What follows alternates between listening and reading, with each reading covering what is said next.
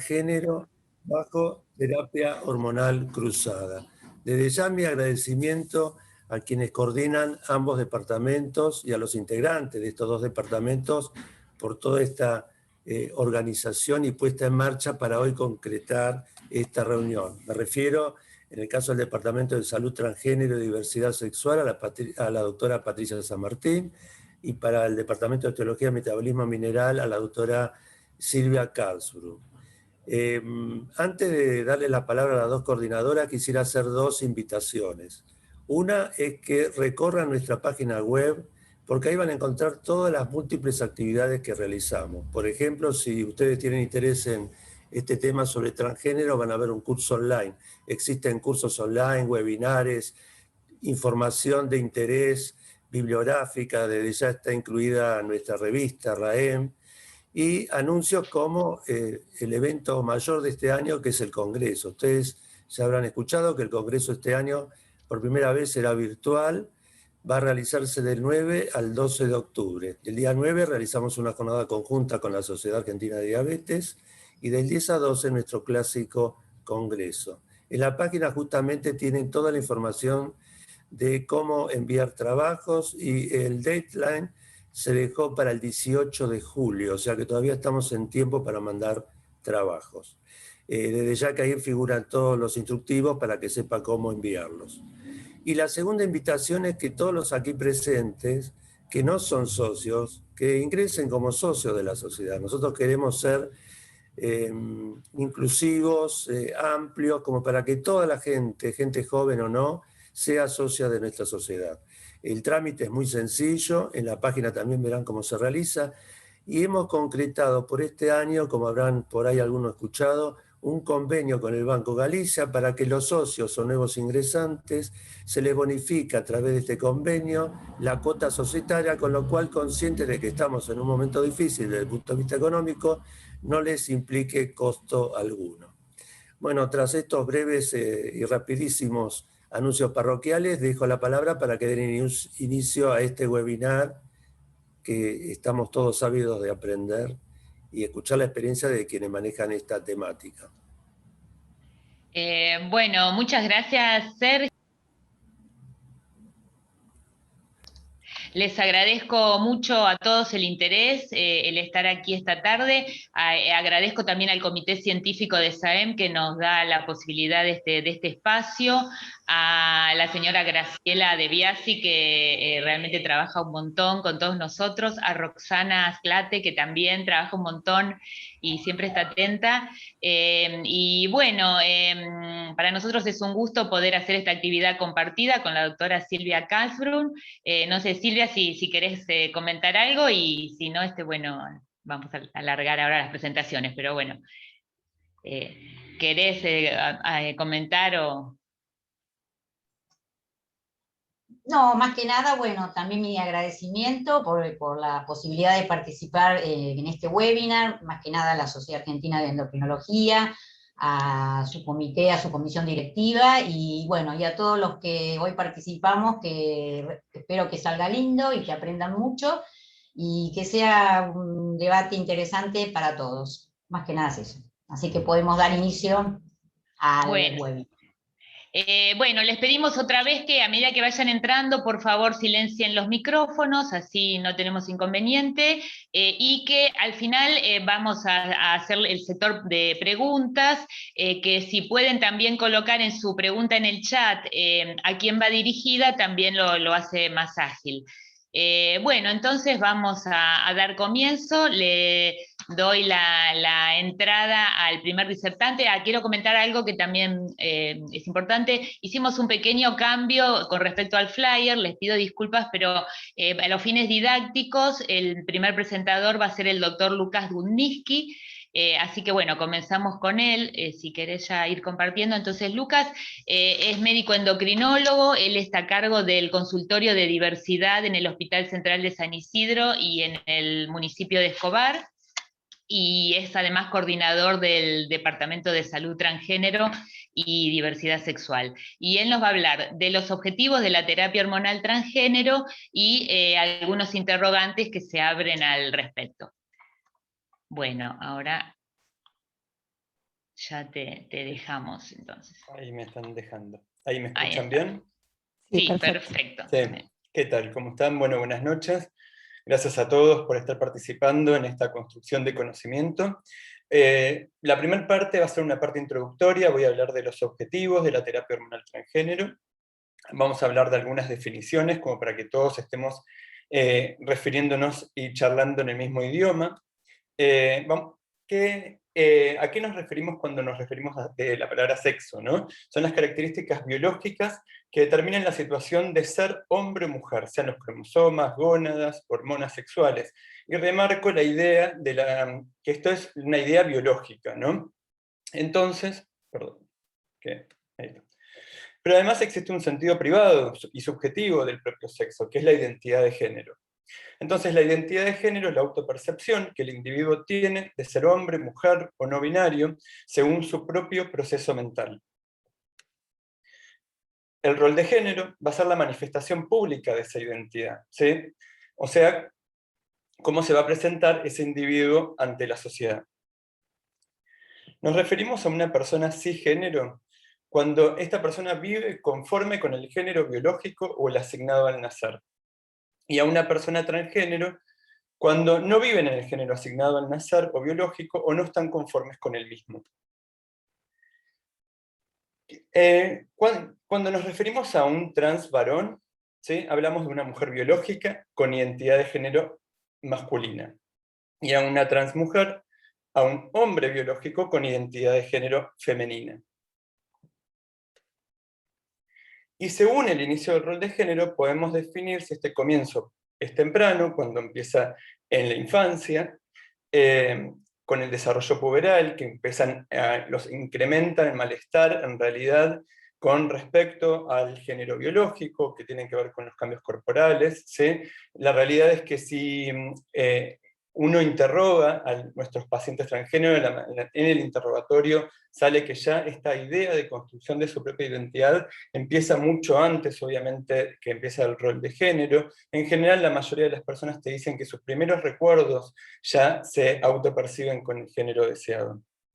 Y definimos en realidad el inicio tardío cuando se hace esto entre los 30 y 40 años aproximadamente. La terapia hormonal va a ser un eslabón más en la construcción de la identidad de género, pero no es un eslabón totalmente necesario, y eso también es una idea que quiero transcribir o pasar en realidad a todos ustedes. O sea, nosotros colaboramos en la construcción de esa identidad, pero no es que esa persona tiene que recibir hormonas para poder construir su identidad. ¿Y cuáles son los objetivos terapéuticos en las personas transgénero? Por un lado, reducir los niveles de las hormonas endógenas y las características sexuales secundarias del género biológico, y por otro lado, reemplazar con hormonas sexuales del género de elección, del género deseado, bajo los principios de la terapia de reemplazo hormonal de los pacientes hipogonádicos. Estos serían los dos conceptos más grandes. Para realizar esto, nosotros tenemos que evaluar la presencia de las condiciones clínicas previas, antecedentes personales y familiares que pueden exacerbarse con tratamiento, y aquellas que pueden contraindicar su inicio. O sea, conocer los antecedentes de las personas, como antecedentes de enfermedad de transmisión sexual, antecedentes de medicaciones habituales que pueden interferir, que pueden aumentar el metabolismo, ¿sí? Antecedentes familiares de patología cardiovascular, patología oncológica.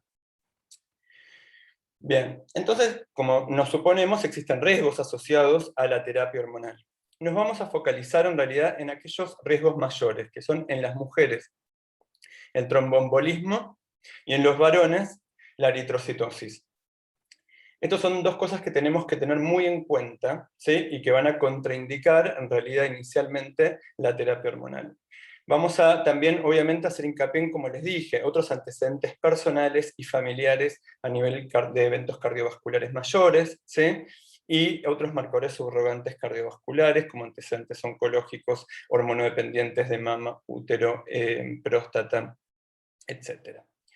Entonces, ¿cómo vamos a realizar esta terapia hormonal cruzada? En los varones vamos a obviamente realizarla con testosterona, buscando como objetivo que esa testosterona sérica esté entre 400 y 700 nanogramos decilitro. ¿Y qué opciones tenemos?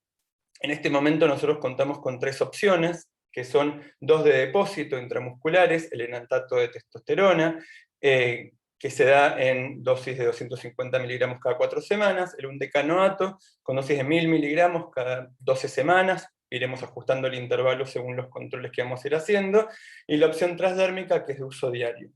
Cada una de estas va a tener una diferente farmacocinética que va a mejorar la tolerancia y la adherencia al tratamiento. Entonces sabemos que las opciones mensuales del enantato tienen mayores picos y valles, y esto muchas veces genera que los pacientes nos refieran muchos cambios en su sintomatología, sobre todo en el estado de ánimo, sentirse más agresivos, por ejemplo, o tener periodos donde sienten realmente que no están con suficiente nivel hormonal y se sienten más cansados. Entonces buscamos opciones más estables, ¿sí? En este momento quizás las 2 opciones que elegimos son la opción de depósito undecanoato cada 12 semanas, ¿sí? Que va a tener ciertos picos, pero va a mantener niveles más estables y además muchas menos inyecciones, con lo cual me va a hacer que el paciente tenga mucho mejor adherencia. Y por otro lado, la testosterona gel, ¿sí? De uso diario. Hay algunas publicaciones que describen que las 2 diferencias grandes que podríamos tener entre estas 2 últimas es que aparentemente se podrían observar menos alteraciones del perfil lipídico y de los cambios de presión arterial con testosterona gel. Pero son estudios que son discordantes y que creo que falta un tiempo para que tengamos algún resultado más claro. Los cambios que vamos a ver en los hombres, entonces, bajo tratamiento con testosterona, van a ser inicialmente los cambios de tejidos rápidos, ¿sí? O sea, cambios en la piel, en el pelo. Van a seguir cambios a nivel genital, con aumento del tamaño del clítoris, con hipertrofia, con atrofia de la vagina, ¿sí? Cambios en la voz, y vamos a empezar a notar cambios en la distribución de la masa grasa y en la masa magra a partir de los 3 a 6 meses, teniendo un pico aproximadamente de todos estos cambios a los 2 a 3 años de tratamiento. Bien. En las mujeres transgénero tenemos otro esquema de tratamiento y un poquito más dificultoso.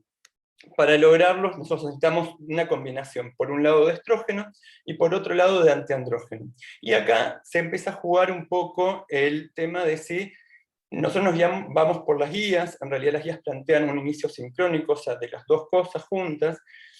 Nosotros quizás desde la experiencia preferimos un inicio asincrónico, o sea, empezar con estrógenos, buscando primero lograr ciertos niveles de estrógeno en sangre, para luego empezar con los antiandrógenos. Y además tener en cuenta que no todas las pacientes van a requerir el uso de antiandrógenos. ¿Y cuáles son los objetivos que vamos a buscar entonces? De estradiol, el del rango de mujer premenopáusica, entre 50 a 200 picogramos mililitros. Y de testosterona deben mantenerse en rango femenino menor a 55. Pero todo esto también yo tengo que tenerlo y adaptarlo en el interrogatorio cómo está la persona que está recibiendo el tratamiento, y no ponernos tampoco tan estrictos con estos valores, sobre todo con los valores de testosterona tan bajos. ¿Qué opciones de tratamiento tenemos? Entonces, de los estrógenos, tenemos las formulaciones orales, que es el valerato de estradiol, que vamos a usar de 2 hasta 6 miligramos por día, y las formulaciones transdérmicas, que los parches en este momento lamentablemente no están disponibles, y nos queda el 17-beta-estradiol en gel, que tenemos que considerar que cada aplicación de ese gel va a corresponder a 0,75 microgramos, y vamos a utilizar aproximadamente 4 aplicaciones que corresponderían a 3 microgramos día. Con respecto a los antiandrógenos, tenemos principalmente el aspironolactona y el acetato de ciproterona, que lo podemos asociar en algunos casos estos tratamientos con finasteride, pero en casos muy puntuales, en general, van más pensando en el crecimiento del vello, del pelo. En cuanto a los antiandrógenos, la aspironolactona se va a usar en dosis de 100 a 200 miligramos día. Tenemos que tener cuidado con las alteraciones que puede haber en el potasio, y sobre todo esto hay que verlo en pacientes que pueden estar con otras medicaciones, por ejemplo antirretrovirales, que también pueden generar alteraciones del potasio. Y el otro que vamos a usar es el acetato de ciproterona, que va a ir de dosis de aproximadamente una media que solemos usar es de 50 miligramos día. No llegamos en general a 100 miligramos día, e inclusive como es bastante potente en inhibir la esteroidogénesis, a diferencia de la espronolactona, muchas veces terminamos usando menos. Recordemos que la espronolactona no tiene un efecto tan importante sobre la esteroidogénesis, con lo cual tiene un efecto más periférico y no logra a veces bajar niveles de testosterona sérica de manera tan importante. Los cambios que vamos a ver también empiezan a nivel de la piel y el pelo, disminuyendo la grasa en la piel, mejorando el pelo, ¿sí? El pelo de la cabeza y disminuyendo el vello corporal. Vamos a empezar a ver a partir de los 3 meses desarrollo mamario, que también eso va a depender un poco de la actividad biológica de cada uno de estos receptores en una persona, y bueno, cada persona va a tener un cierto desarrollo, ¿sí? Esto está bueno también transmitírselo a los pacientes. No vamos a notar cambios en la voz, y eso es una diferencia con los chicos trans, que sí vamos a notar un cambio importante en la voz. Tenemos que considerar también que va a haber una disminución del volumen testicular, disminución de las erecciones y disminución del eyaculado. ¿Cómo vamos a hacer el monitoreo de nuestro tratamiento en los varones? El primer año va a ser cada 3 meses, ¿sí? Vamos, como dije, a buscar objetivos entre 400 y 700 nanogramos decilitro. Vamos a ir ajustando el intervalo de la testosterona en caso de usar depósitos según los valores que tengamos. Vamos a medir el hemograma, vamos a tener un perfil lipídico, obviamente, lo que es el control clínico, y tenemos que recordar ahí hubo... ¿Alguien se le activó? Porque estoy apretando el volumen, por eso. Sí, silencien, por favor. Ahí está. Ahí está. Entonces, y es importante recordar que tenemos que hacer controles ginecológicos, ¿sí? Por lo menos anuales, ¿sí? Y siempre un control ginecológico previo a iniciar el tratamiento. Recordemos que la población trans es una población con alta prevalencia de personas sin control ginecológico, y eso es importante que nosotros como médicos logremos tener un equipo para derivar a un ginecólogo o ginecóloga con buen manejo en estos pacientes. En cuanto a la osteoporosis, vamos a hacer screening, en realidad, en pacientes que suspenden el tratamiento hormonal, que tienen baja adherencia al tratamiento hormonal, y aquellos que tienen factores de riesgo asociados de baja masa ósea. En cuanto a las mujeres, el seguimiento es similar. Los primeros años vamos a ser cada 3 meses, el primer año, y después cada 6 meses, también buscando los perfiles hormonales, como comenté previamente, menor a 50, 55 de testosterona, y un rango no mayor a 200 de estradiol. Tener en cuenta el control de perfil lipídico, la rutina general, ¿sí? que tenemos que controlar, y obviamente el ionograma en caso de estar usando espironolactona sobre todo, ¿sí? Control de PSA, y tener también un urólogo, ¿sí? Dentro del equipo puede ser importante. Vamos a considerar la densitometría en este grupo de pacientes, basal, si se puede, pero no es limitante para el inicio del tratamiento. O sea, si no la puedo hacer, bueno, quedará para más adelante. En pacientes de bajo riesgo está indicado, según las guías, iniciar según esta guía en realidad, que es la de la Sociedad Norteamericana del año 2017, iniciar controles a los 60 años. Y pacientes con baja compliance al tratamiento también vamos a considerar la densitometría. Pero esto nos abre un montón de interrogantes que esta guía nos deja. Estos interrogantes son los que vamos a intentar ir respondiendo a lo largo de nuestra charla y de este simposio. ¿Cuándo se debería iniciar el control de metabolismo fosfocálcico y densitometría en las personas transgéneros realmente? ¿Son los valores de referencia de recambio óseo de la población cis adecuados para esta población? ¿Cuál debería ser la población de referencia en la densitometría para las mujeres y los varones transgénero? ¿Cuál debería ser el índice de referencia más adecuado, T o Z-score? ¿Existe mayor riesgo de fractura en esta población? ¿Son efectivos los tratamientos convencionales conocidos en esta población poco estudiada? Bueno, a partir de un poco de estos interrogantes le doy pie a mis compañeros, entonces compañeras, para que intentemos dar la respuesta. Muchas gracias. Bueno, muchas gracias, Lucas.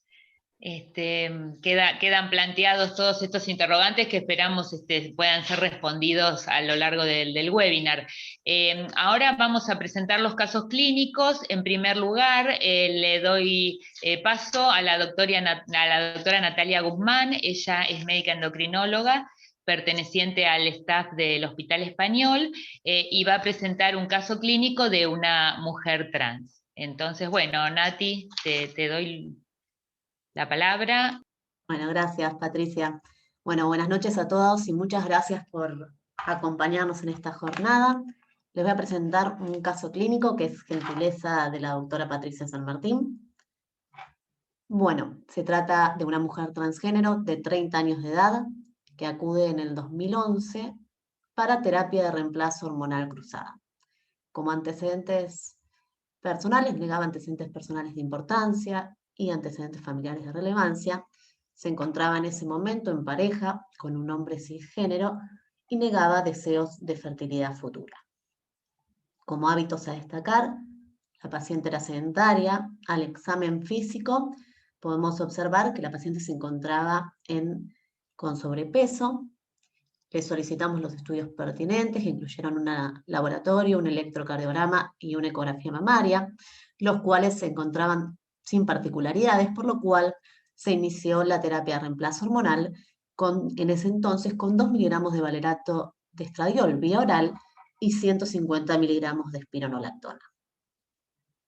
Como podemos ver, con los laboratorios en el tiempo, podemos observar primero que la paciente acudía de manera errática a la consulta y, como podemos ver, se fue titulando la dosis. Bajo 3 miligramos de valerato de estradiol vía oral y 150 de espironolactona, llegamos a tener un nivel de estradiol de 668 con una testosterona total menor a 0.2.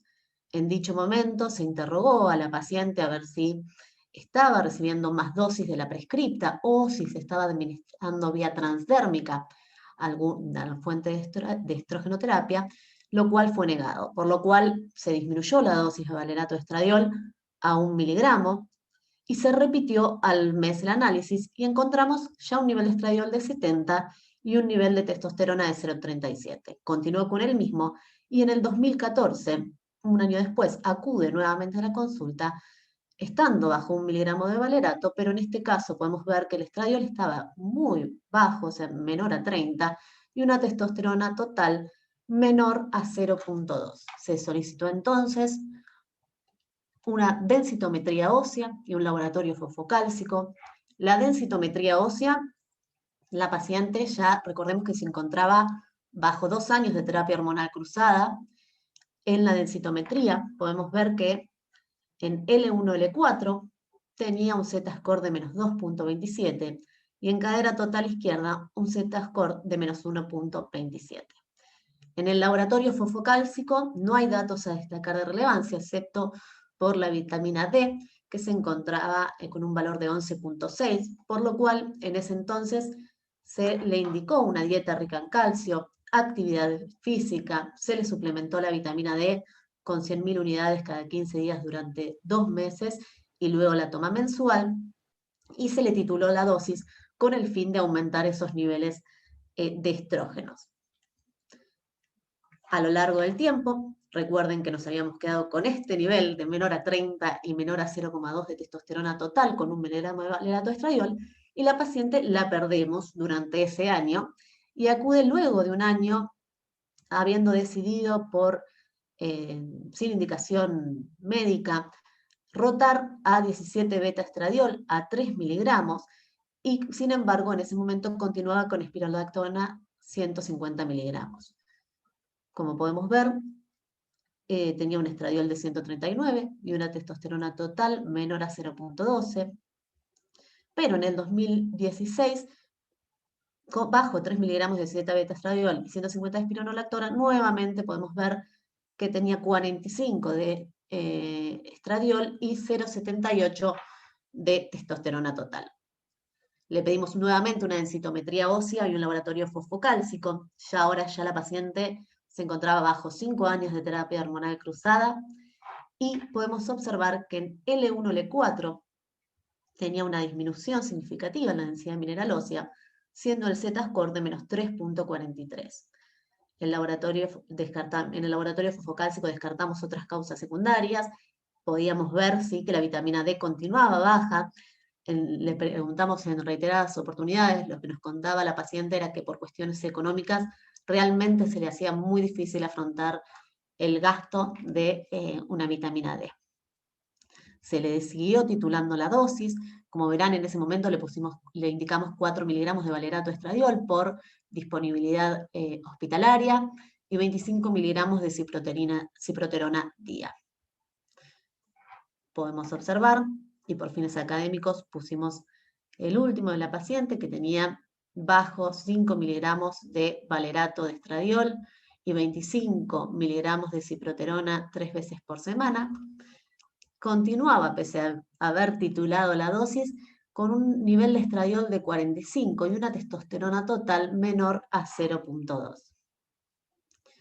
Le pedimos nuevamente una densitometría y un laboratorio. En el laboratorio continuaba con deficiencia en la densitometría ósea.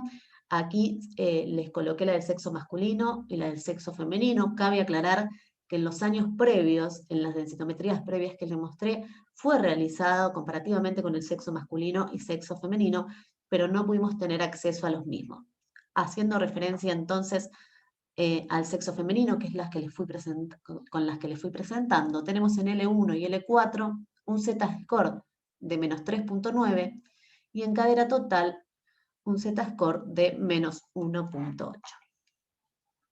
En ese año también se hizo una composición corporal, donde tenía un índice de masa grasa de 13.96, un porcentaje de masa grasa de 44, un cociente androide-ginoide de 1.07. Recordemos que generalmente lo que se nos propone es que menor a 1 para el sexo femenino y mayor a 1 para el sexo masculino, que si bien continuaba en rango del sexo masculino, ya se estaba acercando al género deseado. Para enfatizar, me gustaría detenernos un ratito en esto de las densitometrías a lo largo del tiempo, ya que fueron muchos datos, y podemos observar que en el 2013, a nivel de L1, L4, tenía la paciente una densidad mineral de 0.927, que disminuyó al 2018 a 0.806, siendo el porcentaje de cambio significativo de un 13%. En cadera total izquierda, la densidad mineral ósea era de 0.878, y en el 2018 ya era de 0.812, también siendo el cambio significativo de 7.5. Me gustaría hacer entonces algunas consideraciones finales, y sabemos que se trata de una mujer trans joven que acude para terapia de reemplazo hormonal en el 2011 y que se inició estrogenoterapia asociada a un antiandrógeno. Era una paciente que fue muy poco adherente a los tratamientos instaurados. De hecho, permaneció con hipogonadismo durante aproximadamente 4 años y en rasgo de insuficiencia y deficiencia de vitamina D durante su seguimiento, lo cual nos llevó entonces a una pérdida de masa ósea progresiva. Sin más, doy paso a mi compañera que va a presentarles otro caso muy interesante. Muchas gracias. Bueno, muchas gracias, Nati. Ahora vamos a continuar con la presentación del caso clínico de un trans varón y luego van a seguir entonces las discusiones a cargo del departamento fosfocálcico. La presentadora de este caso es la doctora Lucrecia Muti, que es médica endocrinóloga, staff del Hospital Británico. Bueno, Lucrecia, te dejamos entonces. Muchas gracias, buenas tardes a todos. Bueno, en este caso también es gentileza de la doctora San Martín, y les voy a presentar un caso clínico de un paciente varón trans. No me pasa la diapositiva, ahí está. Varón trans de 23 años que concurrió en junio del 2013 para iniciar terapia hormonal cruzada. Cabe destacar que el paciente se venía autopercibiendo como varón desde la adolescencia y no había realizado tratamiento previo. En ese momento se encontraba en pareja con una mujer trans, y como antecedentes personales presentaba asma bajo tratamiento con salbutamol y budesonide de forma inhalada, y también es importante destacar que este paciente no había presentado crisis asmáticas previas y no había requerido tampoco tratamiento con glucocorticoides de forma sistémica. Era tabaquista con 5 cigarrillos días, alcohol social, y en ese momento no realizaba actividad física. Como antecedentes ginecológicos, su menarca había sido a los 14 años, presentaba ciclos regulares y no tenía deseo de fertilidad. Al examen físico, en un paciente con un índice de masa corporal de 21, normotenso, y no presentaba bocio al examen físico del cuello. Como a todo paciente, antes de iniciar un tratamiento de reemplazo hormonal, se le pide un laboratorio de rutina que no presenta particularidades y se pide todo un laboratorio hormonal que se encontraba dentro de los valores hormonales para el sexo biológico. Con todos estos datos, se comienza el tratamiento con un decanoato de testosterona, 1000 miligramos de forma trimestral, o sea, cada 12 semanas, y en forma rutinaria después se le pide laboratorios control, densitometría y evaluación ginecológica que el paciente cumple de forma anual, tampoco sin hallar ninguna otra patología. De forma académica y por cuestiones de tiempo, les presento esta tabla donde vemos la evolución hormonal desde el comienzo en el 2013 hasta actual en el 2021, donde siempre presentó valores de testosterona en rango objetivo del sexo percibido. Cabe destacar que este paciente siempre fue adherente al tratamiento y recibió un decanoato de testosterona de forma trimestral. Ya a los 3 meses de haber iniciado el tratamiento, el paciente presenta la amenorrea y también es importante decir que a fines del 2014 el paciente se realizó la masculinización torácica. Con respecto a la evaluación del perfil fosfocálcico, en el primer laboratorio se pidió a los 6 meses de haber iniciado la terapia hormonal cruzada, donde podemos ver que hay un leve hiperparatiroidismo secundario a déficit de vitamina D, con una deficiencia de vitamina D, un valor de 12, una PTH levemente por encima del valor normal, al igual que los beta-crosLab de 610. El resto del laboratorio se encontraba normal. Con este laboratorio se reemplazó con vitamina D3, 100.000 unidades de forma mensual, se le enriqueció la dieta con lácteos y se le indicó comenzar a hacer actividad física. Con este reemplazo y estos cambios podemos observar que siempre se intentó mantener la vitamina D por encima de 30, y ya en el segundo laboratorio los beta-crosLabs con este reemplazo de vitamina D mejoraron y estaban en valores normales. A lo largo de la evolución, este paciente en algún momento presentó algún síntoma digestivo, por lo que también se le descartó enfermedad celíaca mediante anticuerpos. En lo que es la evolución densitométrica, este paciente tiene varias densitometrías, siempre fueron comparadas con ambos sexos, pero tenemos las 3 primeras densitometrías comparadas con el sexo percibido, o sea, con el masculino. Como podemos ver, en el primer cuadrito tenemos la densitometría del 2013 a los 23 años, 6 meses de terapia hormonal cruzada, donde podemos ver que en columna lumbar tiene un Z-score de menos 0,98 y en cuello femoral izquierdo de menos 1. En el 2016, a los 26 años y con 3 años de terapia hormonal cruzada, en columna lumbar podemos ver un Z-score de menos 0,46 y en cuello femoral izquierdo de menos 0,81. En el 2018, 5 años de terapia hormonal cruzada, podemos ver que el Z-score en columna se mantenía en 0,90 y en cuello femoral de menor a 0,6.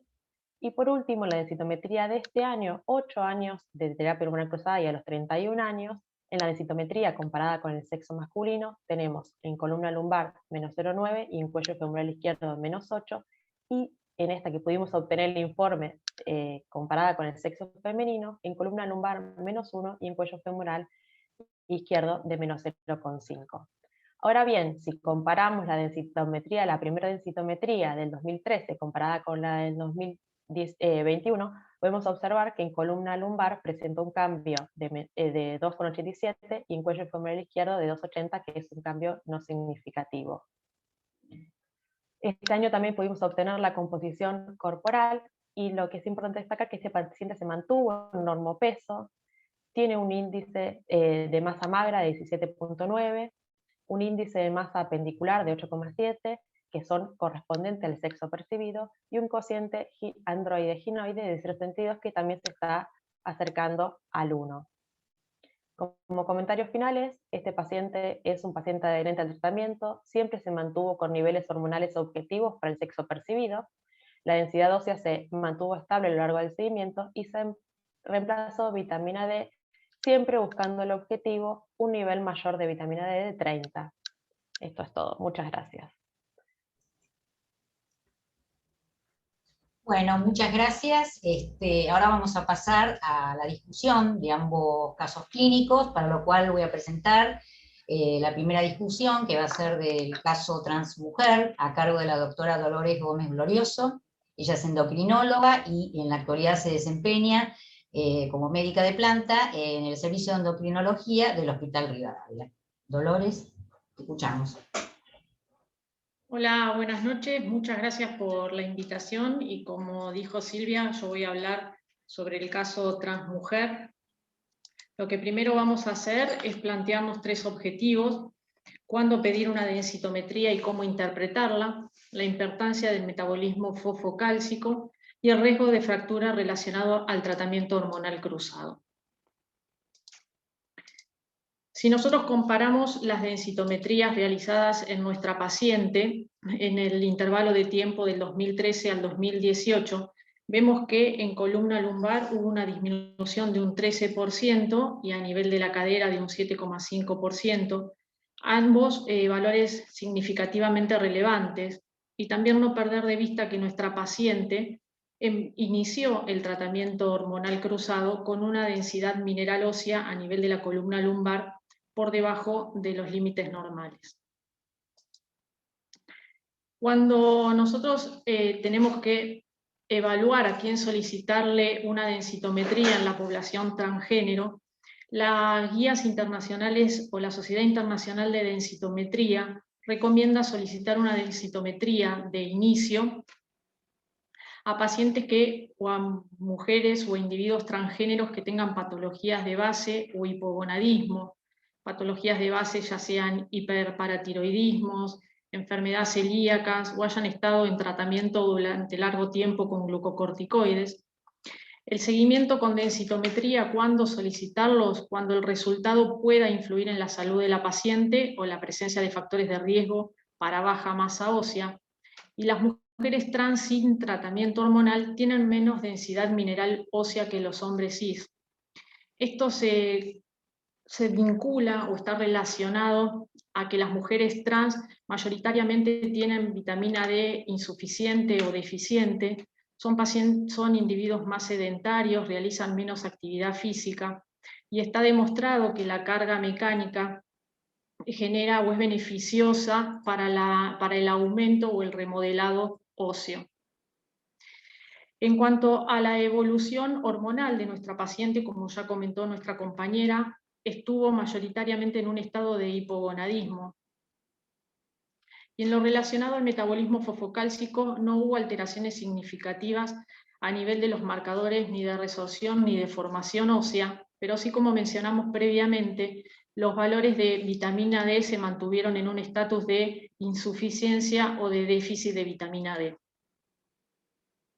Cuando nosotros solicitamos la densitometría y después decidimos con quién compararlo, si con una mujer trans o con un hombre cis, lo que se llega a la conclusión de que hay que relacionarlo o compararlo con la densitometría de una mujer cis, según lo comprobado por los estudios de Figuera y Whipges, ya que las mujeres trans inician el tratamiento de reemplazo hormonal cruzado con una densidad mineral ósea baja, semejante a la densidad mineral ósea de una mujer cis, por lo cual es más acorde solicitarlo o compararlo con la mujer cis.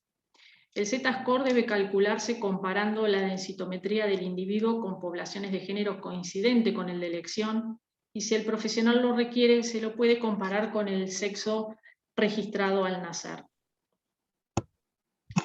Los cambios en la densitometría y la puntuación Z en la población transmujer durante los primeros 10 años de tratamiento de reafirmación de género. Este es un trabajo realizado y presentado por Whipges en el 2019, donde se demostró que en el transcurso de tratamiento hormonal cruzado de 10 años no se observó alteraciones a nivel de la densidad mineral ósea ni a nivel del Z-score. En este estudio también se demostró que cuanto mejor o mayor es el nivel estrogénico, del reemplazo estrogénico, mayor es la densidad mineral ósea de estas pacientes. Lo que observamos acá es que se nota un aumento de la densidad mineral ósea el primer año que comienzan con la terapia hormonal de reemplazo. Este otro estudio es un estudio italiano realizado por Mota, presentado en el año 2020, donde también habla y divide en cuartiles a los sujetos de la distribución de Z-beta estradiol en cuartiles en sujetos con normal y baja masa ósea. Y como podemos observar en este gráfico, los sujetos con mejor nivel de 17 beta estradiol era más bajo el porcentaje de participantes con baja masa ósea. En cuanto a lo relacionado con el riesgo de fracturas en mujeres trans, no hay un aumento significativo comparándolo con las mujeres cis, y el riesgo de fractura a partir de los 50 años se equipara entre las mujeres trans y las mujeres cis. En este estudio del 2020, como podemos ver en este gráfico, las mujeres trans serían las barras negras, las mujeres cis la barra gris más oscura y los hombres cis es la barra gris más clara. Y Whipge los dividió en individuos menores a 50 años o mayores o iguales a 50 años. Lo que se puede observar es que en los individuos menores a 50 años el porcentaje de fractura es mayor en los hombres cis, pero no está vinculado a patologías óseas, sino está vinculado al estilo de vida, ¿sí? Y a que sean más que nada fracturas traumáticas o por accidentes. Y si la incidencia de fractura es relativamente significativamente un poco más alta que las mujeres cis, un 2,4% a nivel de las mujeres trans en comparación del 1,6% en las mujeres cis. Y ya cuando estamos en las mujeres o en el rango etario mayores o iguales a 50 años, el riesgo de fractura se equipara entre las mujeres trans y las mujeres cis, y esto está relacionado con el nivel o la concentración de estrógenos.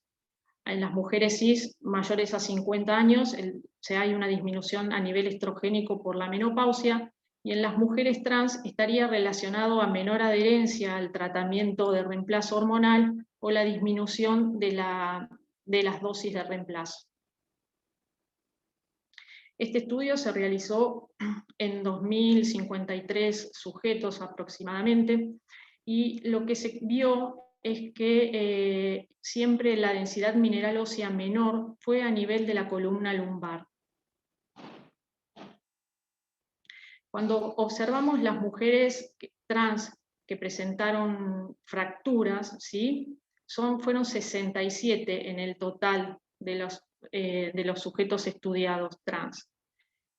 Uno de los factores que más relevancia tuvo fue el índice tabáquico, donde podemos comparar que las mujeres que sufrieron fracturas, el 63 eran fumadoras, y como mencionamos previamente, la densidad mineral ósea fue menor en la columna lumbar. La composición corporal de nuestra paciente inició con un índice de masa corporal menor, y con el transcurso de los años el mismo fue aumentando, llegando a un estado de obesidad con un índice de masa corporal mayor a 33. Y las modificaciones en la composición corporal en las mujeres transgénero, en reemplazo con estrógenos, aumenta la grasa corporal, mayoritariamente en la región ginoide, a nivel de la cadera y la región glútea, y esto está relacionado con el estímulo que generan los estrógenos a nivel de los adipocitos y la estimulación de una lipoproteína lipasa, y esto genera un aumento en el depósito de tejido graso. Se observa una disminución de la masa muscular, con disminución de la fuerza de puño, aún en condiciones basales. La composición corporal y la disminución de la masa muscular la podemos evaluar a través de un estudio realizándolo por DEXA, o haciendo una prueba o un estudio dinámico con dinamómetro midiendo la fuerza de puño, y donde se evaluó que la disminución de la masa muscular se correlaciona con la disminución de la fuerza de puño. La disminución de la masa ósea puede ser consecuencia de los cambios en la composición corporal. Ya está comprobado que la disminución de la masa muscular se correlaciona con la disminución de la masa ósea. Este estudio realizado por el doctor Abdala y colaboradores, acá se observa la disminución de la fuerza de puño en las mujeres trans, la barra negra, y en comparación con los hombres cis, es la barra gris. Como conclusión, podemos decir que las mujeres trans presentan menor densidad ósea basal relacionado con su estilo de vida y los factores mecánicos. Hay que considerar la solicitud de una densitometría basal. El tratamiento con estrógenos a largo plazo mantiene la masa ósea, aumenta el tejido graso y disminuye la masa muscular. El riesgo de fractura aumenta en mujeres trans mayores a 50 años versus los varones cis de ese mismo grupo etario, equiparándolo con las mujeres cis de igual edad. Se observó un aumento de la densitometría en las mujeres trans con concentraciones de estradiol en los tercilos más altos, sugiriendo que la adherencia al tratamiento de reafirmación se vincula con la salud ósea, pero aún faltan estudios con mayor número de individuos y a mayor edad, sobre todo en la población trans, para poder evaluar el riesgo de fractura. Muchas gracias. Bueno, muchas gracias, Dolores. Y ahora vamos a pasar a la discusión del caso clínico transvarón a cargo de la doctora Natalia Elías. Ella es endocrinóloga y se desempeña como endocrinóloga médica de planta en el Servicio de Endocrinología del Hospital Británico de la Ciudad de Buenos Aires. Natalia.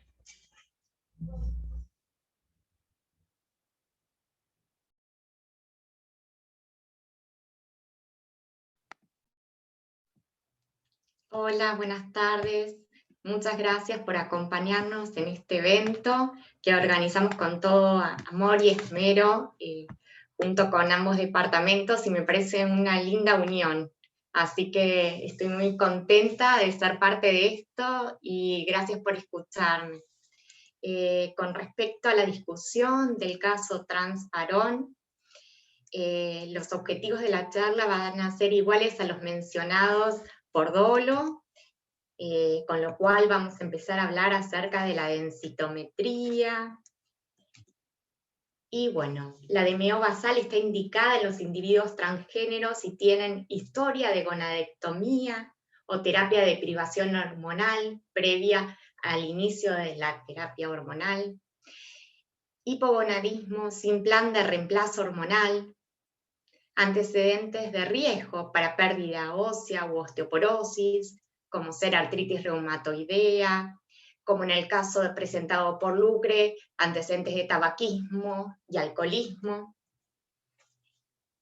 Repasando lo que presentó Lucre, la evolución densitométrica del 2021 versus 2013, con respecto a la columna lumbar, un porcentaje de cambio de 2,87, que no consideramos significativo, y con respecto al cuello femoral izquierdo a los 8 años, de un 2,8%. Tampoco fue significativo. Whipkes publicó un trabajo donde evaluó pacientes basalmente y al año de recibir testosterona, y evaluó los cambios densitométricos tanto en columna lumbar, en cadera total y en cuello femoral. Y se observó que los cambios fueron significativos en columna lumbar de un 0,86% y en cadera total de 1,04%. Cuando los estratificó según la edad, observaron que el aumento en la masa ósea en la columna lumbar fue mayor en los que tenían mayor o igual a 50 años. Y esto puede ser debido a la aromatización de la testosterona a estradiol. Con respecto a otro estudio de Whipkes en el 2019, donde evaluaron, digamos, a 10 años los cambios en la densitometría, observaron que no hubo cambios significativos, pero después cuando se estratificó según la edad, se observó que hubo un aumento de 0,054 en mayores igual a 40 años. Con respecto a las variaciones hormonales y los cambios en la densitometría, tanto el estradiol como la testosterona no arrojaron cambios densitométricos significativos, o sea, no hubo variación. Pero cuando analizamos los niveles de LH, un valor menor a 1 de LH, que es el violetita, con respecto a más de 1, que es el naranja, y los valores menores a 1 se observaron unos cambios densitométricos significativos, por lo cual podemos concluir o hipotetizar que los cambios en la LH arrojarían un resultado de cómo el paciente debe recibir la testosterona. Con respecto a los riesgos de fractura en tratamiento hormonal cruzado, se estudió Whitges en el 2020, como lo comentó Dolores, presentó una cohorte de 1036 transvarones con una edad media de 40 años, más o menos 14 años, y se observó que 1.7% de los pacientes trans varones presentaron fractura. Cuando se lo comparó con el control de varones, o sea, el cis varón, tenía casi un 3%, mientras que la cis mujer tenía un 2,2%. Estas diferencias pueden ser debidas, según el autor, a que los pacientes trans varones se exponen menos a deportes de riesgo. Cuando se evaluó, los no fracturados tenían mayores niveles de estradiol que los fracturados. Con respecto al tabaquismo no hubo diferencia, como hubo y comentó Dolores en trans mujeres. Lucre presentó la composición corporal y, como comentó, tiene los parámetros similares al cis varón en cuanto al cociente androide-ginoide, y bueno, tiene es un normopeso. Un estudio de Claver y colaboradores donde evaluaron 162 trans que estaban recibiendo o un decanoato, o testo en gel, o esteroides de testosterona. Se les vio los cambios en la composición corporal luego del primer año de tratamiento, y se observó que disminuyeron la grasa corporal total, hubo disminución de la grasa ginoide y aumento de la grasa androide, hubo un cambio con una disminución de la grasa subcutánea y un aumento de la grasa visceral, disminuyó la medida de la cintura y aumentó el índice cintura-cadera, y bueno, lo que hubo, y hubo una disminución de la medición de la cadera y hubo una relación de índice cintura-cadera alterada, y lo que se vio es que estos pacientes tenían obviamente mayor grasa visceral y aumento de masa magra corporal total, que como lo ven, fue significativo para las tres presentaciones. Comentarios finales, podemos concluir que la densitometría evaluada por DEXA en el caso del trans varón partió de valores basales aceptables y se mantuvo estable a lo largo de la terapia hormonal, de acuerdo con la literatura. La terapia hormonal en varones trans no tiene efectos negativos sobre la densitometría, incluso se incrementa en los individuos mayor o igual a 40 años. Un aumento en la densitometría se observó en los varones trans con LH suprimida, por lo cual se hipotetiza que el dosaje de LH podría subrogar la dosis adecuada de testosterona en relación a la salud ósea. Hasta el momento la evidencia demuestra que no sería necesaria la solicitud de la densitometría de inicio. El riesgo de fractura se reduce en varones trans frente a varones cis y es similar al de las mujeres cis. Se requiere mayor cantidad de estudios para evaluar a largo plazo los efectos de la hormonoterapia sobre la densidad mineral ósea y el impacto de estos cambios sobre la tasa de fracturas. Muchísimas gracias. Bueno, gracias Natalia, y ahora vamos a pasar al debate, donde vamos a señalar algunos temas, y bueno, para lo cual invito a todos los que participamos en el debate.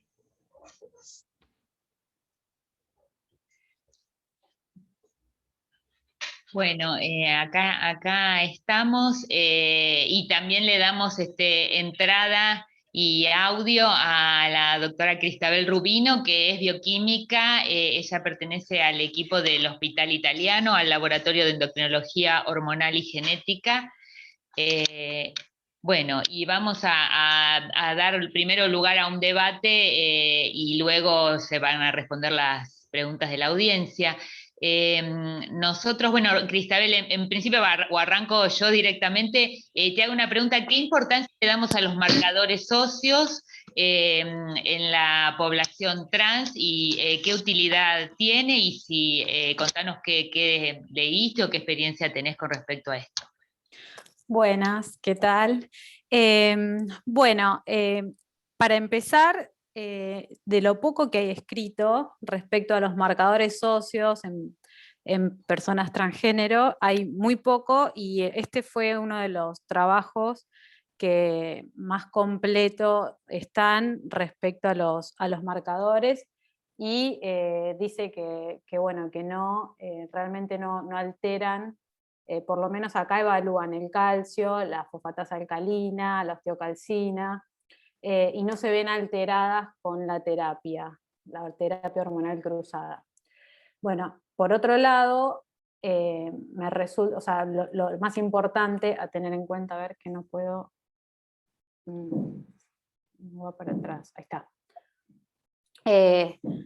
Lo más importante a tener en cuenta desde el laboratorio es que los marcadores óseos, atrás de cualquier resultado en realidad, tenemos muchas variables.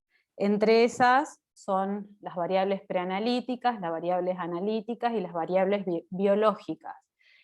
Acá yo puse una cuentita, una fórmula que sirve para calcular el mínimo cambio significativo. A lo mejor ya lo habrán visto. Este mínimo cambio significativo sirve para cualquier determinación donde tienen en cuenta estas tres variables. Este Z es un valor, un índice que es 1,96 para cambios significativos con una probabilidad del 95%, y tiene en cuenta las tres variables, pero la variable preanalítica se desprecia porque digamos que el laboratorio eso ya lo sabe, ya lo tiene en cuenta, entonces eso ya se tacharía. En la variable preanalítica, una de las cosas a tener en cuenta, que eso lo evalúa el laboratorio, pero bueno, ante un resultado discordante lo pueden tener en cuenta los médicos, que hay marcadores que son muy lábiles, como es la osteocalcina y el beta-cross-labs, son muy lábiles a la temperatura ambiente, y a la hemólisis también la osteocalcina, la osteocalcina, el beta-cross también es lábil por la hemólisis, porque tienen proteasas que van rompiendo las hormonas y los marcadores.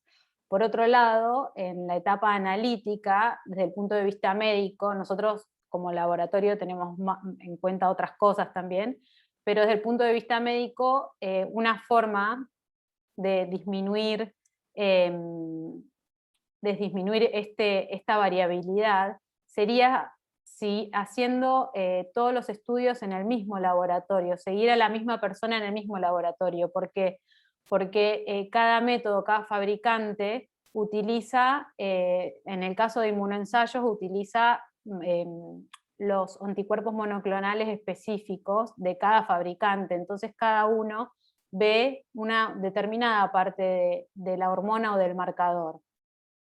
Por otro lado, la variabilidad biológica, donde la mayoría de los marcadores óseos tienen un ritmo circadiano, entonces se aconseja que la extracción sea a las 8 horas, como para ir eliminando variables y que el resultado sea fiable, ¿no? Y la edad también, la edad es muy importante en los marcadores óseos, sobre todo en la etapa de crecimiento, en la pubertad, por ejemplo. Si estamos siguiendo un transgénero en la edad de la pubertad, es importante saber que los marcadores óseos se mueven mucho en esa edad. que van a variar con la velocidad de crecimiento y el remodelado óseo.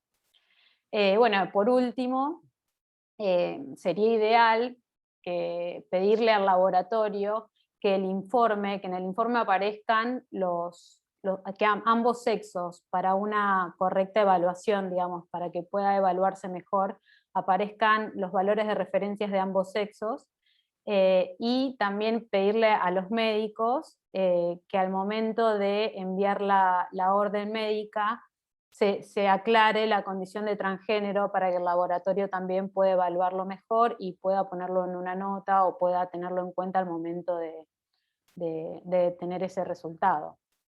Así que, bueno, ese era mi aporte desde el laboratorio para eliminar las variables.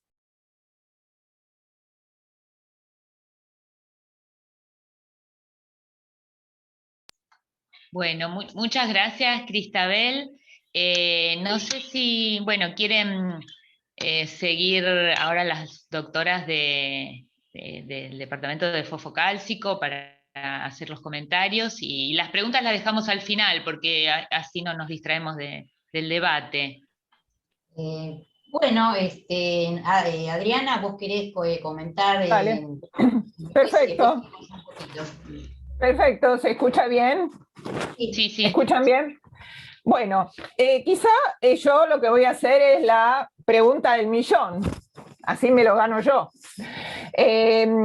La pregunta del millón sería, ¿y cómo se diagnostica la baja masa ósea si estamos hablando de población joven, o la osteoporosis si estamos hablando de mayores de 50 años en población transgénero?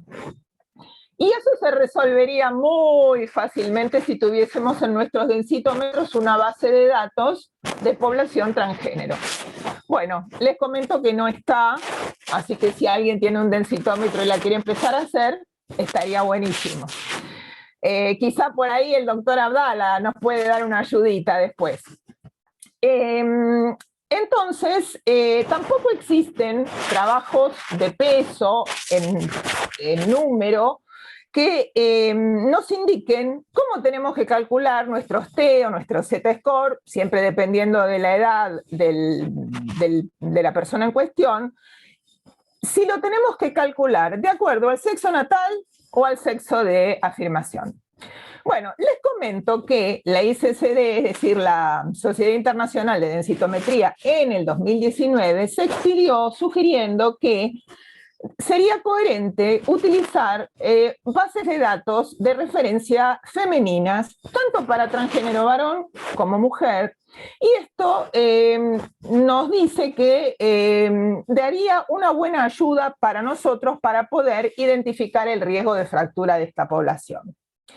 Pero, siempre hay un pero, y en este tema las cosas avanzan muy rápido, realmente la tendencia actual es, y sobre todo si la población en cuestión o la persona en cuestión ya lleva un tiempo de terapia de afirmación, la tendencia es a utilizar la base de datos de referencia respecto del sexo de afirmación. Recuerden que el hueso necesita tiempo para cambiar, entonces por eso si hace tiempo que está con una terapia de afirmación, es coherente utilizar la base de datos coherente, como dijo Dolores, con el sexo, con el género de adopción.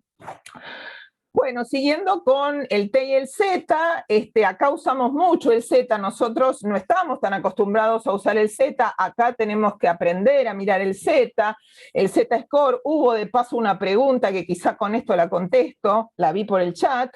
El Z-score, hasta ahora, esto no ha cambiado, para población cis y también para población trans, es patológico más allá de -2. Es decir, que si yo tengo un Z-score por abajo de -2, hay algo más que la edad que me está diciendo que hay baja masa ósea.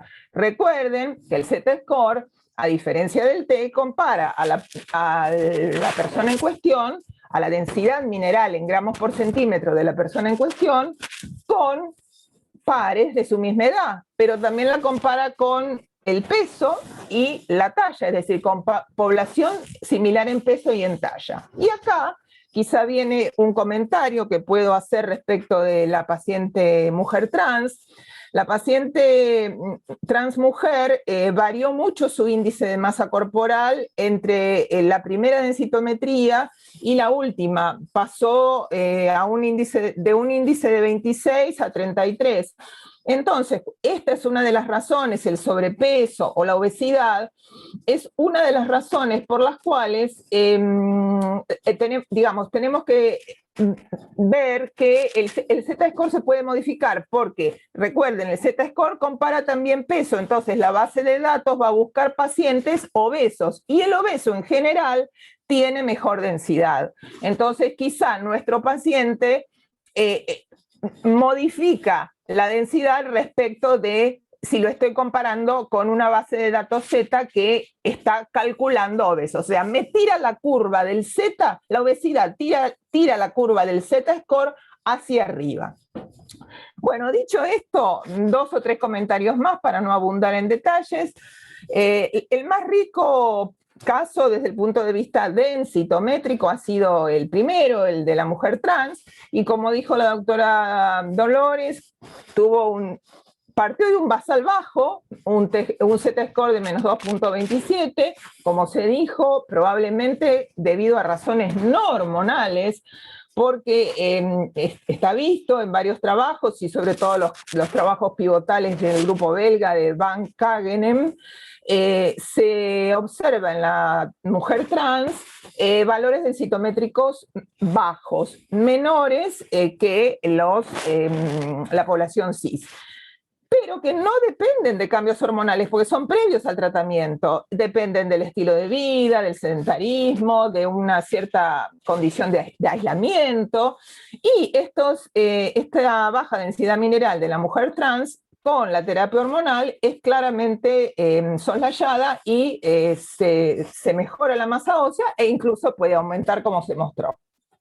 En estos trabajos de Kagenem, él encontró, en este grupo belga, encontró una prevalencia de osteoporosis en columna lumbar del 16% y del 32% de baja masa ósea en mujeres trans sin tratamiento. Y todo esto se recuperó bajo terapia de afirmación. Bueno, ¿y qué pasó? Pero, digamos, en esta paciente mujer trans, lo más terrible no fue su basal. Lo terrible fue lo que obtuvimos a posteriori del seguimiento. Como se dijo, tuvo un franquísimo descenso de densidad mineral. Esto probablemente se adjudique a la mala adherencia que tuvo la mujer trans a su estrogenización, pero, y por ahí yo le puse en el chat una pregunta y la comento, porque bueno, llamativamente esta paciente fue no adherente a la estrogenoterapia, y sí fue adherente al antiandrógeno, con lo cual, y sin ánimo de ser excesiva, estuvo casi en una situación la mayor parte del tiempo de agonadismo, porque ni siquiera hipogonádica, porque no tenía estrógeno, porque no lo recibía, no tenía testo, porque se tomaba los antiandrógenos, y bueno, más allá de esto, fueron descartadas todas las causas secundarias de disminución de la masa ósea, no lo mostró, o sea que bueno, ustedes, Lucas o Patricia, quizás nos pueden explicar en qué pensaron, pero bueno, en principio sería la falta de adherencia. Y bueno, para terminar y como conclusiones de mi parte, debemos decir que la terapia hormonal de afirmación en el adulto es segura y es beneficiosa para la salud ósea. Y nosotros como médicos tratantes debemos que insistir en el acceso, que gracias a Dios hay ley nacional y se consigue la medicación, pero en el cumplimiento de la terapia hormonal de manera completa.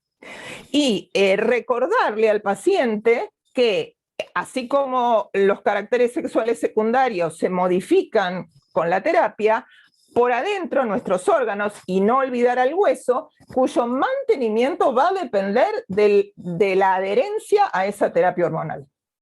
Nada más. Bueno, voy a hacer una muy breve reseña, así podemos dar lugar también a la gente del Departamento de Transgénero, a tantas interrogantes que surgieron con tu debate, Adri, y los que surjan del público.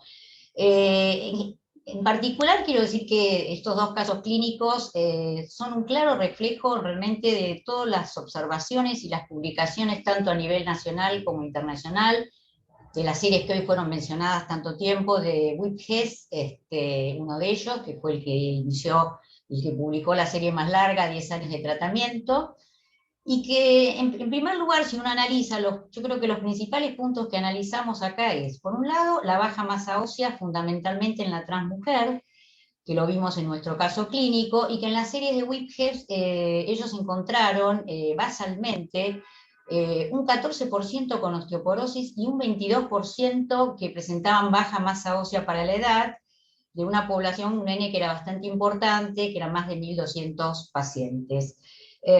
Además de esto, ellos analizando las variables, me pareció interesante que dividieron a las mujeres en cuanto a su nivel de estrógenos en tertilos, y que vieron que aquellas que tenían los dos tertilos más bajos, que fue más del 70% de la población de estudio, tenían una masa ósea más baja. Y esto se correlaciona con nuestro caso clínico presentado de la transmujer, donde podemos ver en toda su evolución que cursa con niveles de estrógenos bajos.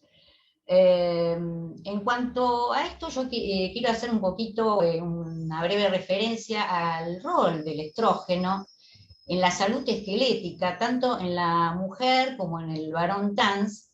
Y si nosotros nos remontamos hace muchos años, cuando empezó no en la población trans, sino en el varón, a verse el rol que ejercía el estrógeno, con las publicaciones de algunos casos, que creo que muchos lo hemos leído en el New England, de aquellos varones, de dos varones, por ejemplo, que tenían una mutación inactivante del gen de la aromatasa, y que estos varones se veía que crecían, seguían creciendo largo, no cerraban los cartílagos de crecimiento, y tenían una osteoporosis muy severa, a pesar de tener niveles androgénicos elevados, más suprafisiológicos. ¿Y qué pasó? Cuando se les dieron dosis suprafisiológicas de estrógenos, pudieron cerrar los cartílagos, maduraron el esqueleto y mejoró muchísimo su osteoporosis. ¿Qué pasa entonces con el rol del estrógeno? Si nosotros analizamos estas últimas publicaciones, tanto en el trabajo de Whitges pudimos ver que obviamente los que tenían tertilos más bajos correlacionaban con una masa ósea más baja en la población trans mujer, no así con las concentraciones, no había correlación con testo, ya sea inhibida o no inhibida, ni tampoco con LH. Y en hay un trabajo, que hoy también fue mencionado, importante, que fue el de Mota. Ellos estudian una población de mujeres, de mujeres trans, que todas habían sido gonadectomizadas, y ellos también los clasificaron, evaluaron el nivel estrogénico, y luego de analizar todas las variables hicieron un análisis de regresión logística, donde ¿qué vieron? Pusieron un valor umbral del estrógeno, y que consideraron que aquellos que tenían menos de 50 picogramos de mililitros de estradiol eran los que tenían peor masa ósea, o sea, más baja. Mientras que los que tenían mayor a 50 cursaban con valores mayores. De esta manera se pudo ver la gran correlación que había con el estrógeno, a diferencia, obviamente, de los otros marcadores que pudieron ver. Y esto fue analizado independientemente de la edad y del estilo de vida sedentario. Con respecto al transvarón, ellos vieron una mejor correlación con respecto a los valores de LH. Cuanto más bajos había una mejor concentración.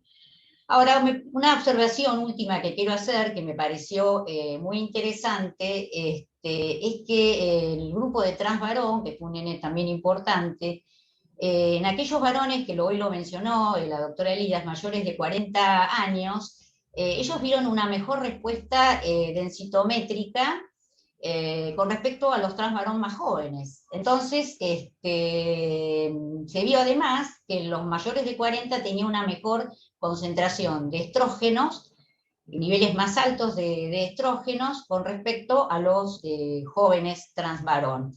Entonces, bueno, una de las hipótesis sería que estos llegan, los trans varones, con estados de menopausia o perimenopausia, con lo cual sus niveles estrogénicos son más bajos, y cuando inician la terapia de reemplazo hormonal, no solamente hay un aumento de la testosterona, sino también un aumento del estradiol a consecuencia de la aromatización.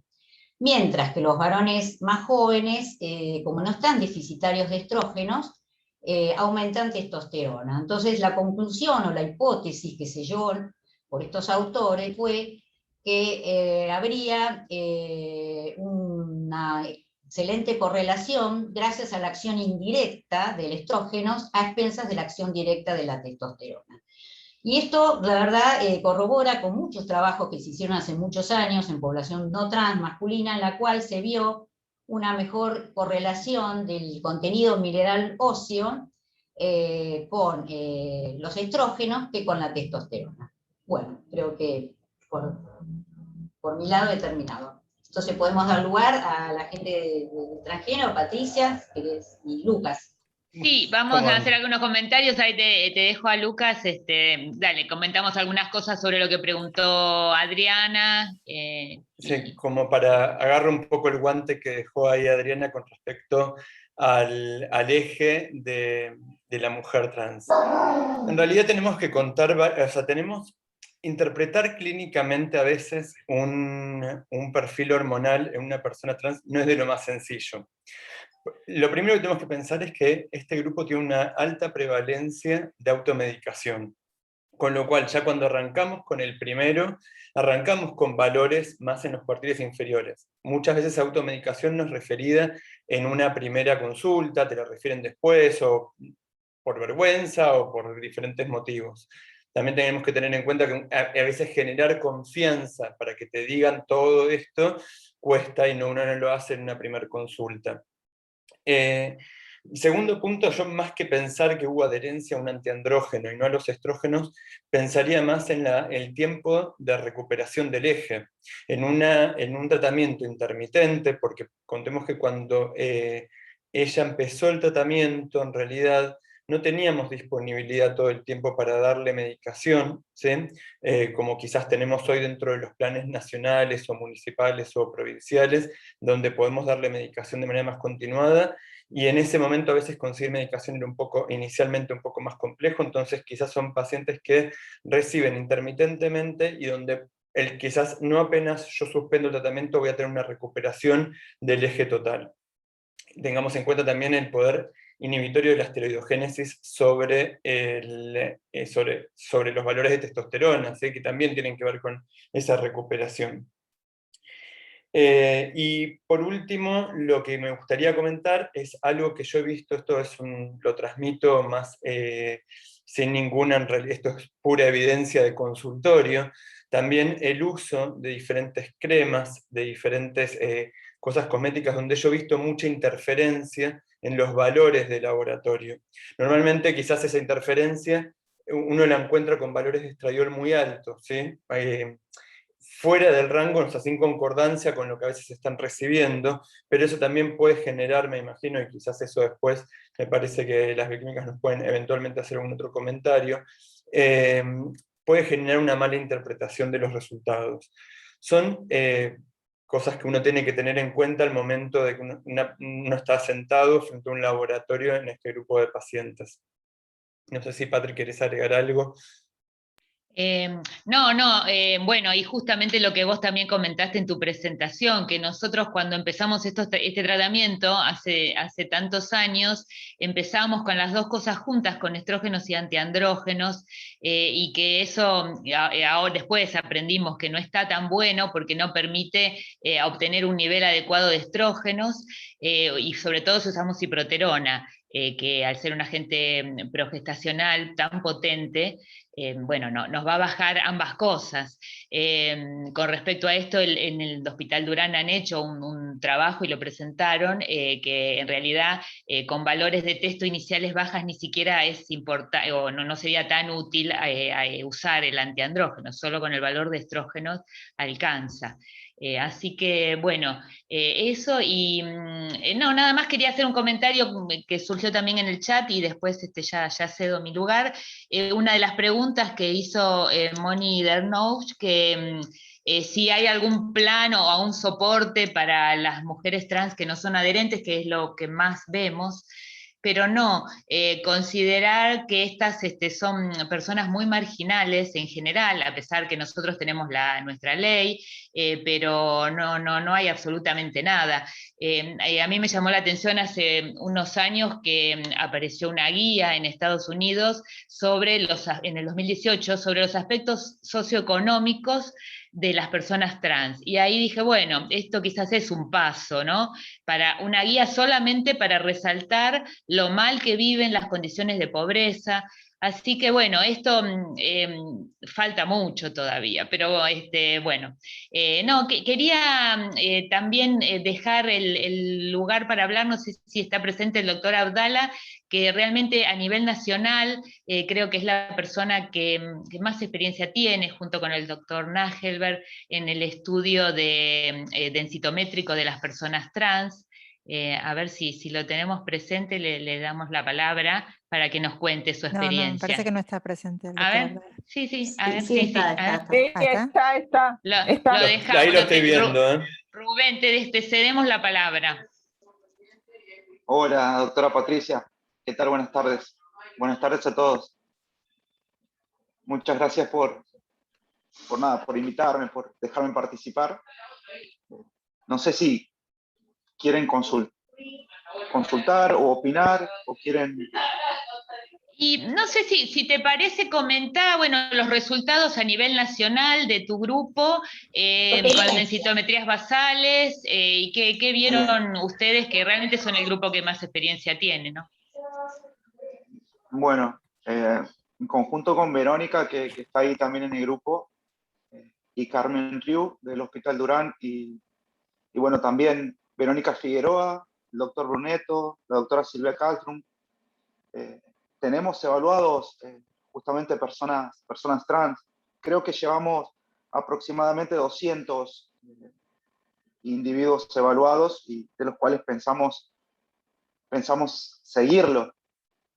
Así que bien, he visto ahí que han mencionado un trabajo. Nosotros encontramos que justamente que estos individuos trans, las mujeres trans, presentaban basalmente y previo al tratamiento hormonal cruzado ya venía con una densidad mineral baja en comparación a población cis.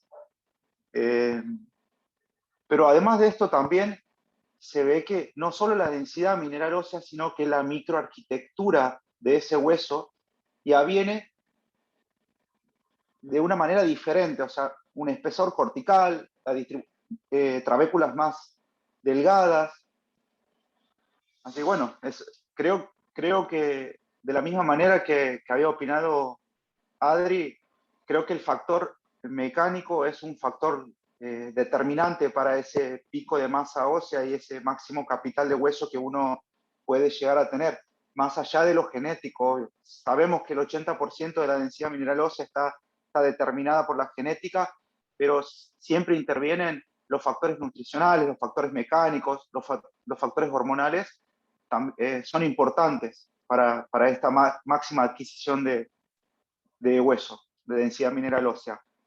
Y con respecto a los marcadores de remodelado, lo que sí se ha visto en esos adolescentes trans con una edad ósea menor a 15 años y menor a 14 años de edad ósea, sí tenían unos marcadores de remodelado, tanto el P1NP, que es el marcador de formación, como el CrossLab, tenían mucho más alto que aquellos trans adolescentes de una edad ósea mayor a 16.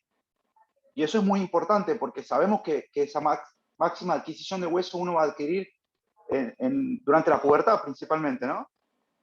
Y aquí es donde intervienen los esteroides sexuales, previo a la pubertad, la hormona de crecimiento juega el rol fundamental, pero durante la pubertad y después de la pubertad, los esteroides sexuales. Y bueno, la gran pregunta es, ¿qué pasa con el pico de masa ósea, con la máxima adquisición de hueso en esta población? Así que bueno, la idea era próximamente poder comentar nuestra experiencia, que tenemos, creo que aproximadamente 40 adolescentes trans que lo estamos evaluando aquí con Verónica y Carmen Riu. Y el doctor Nájel, perdón. No me puedo olvidar de voy, mami, no yo. Hay una pregunta que puedo contestar yo si quieren. Durante el seguimiento, ¿cada cuánto tiempo consideran prudente realizar la densitometría en estos pacientes?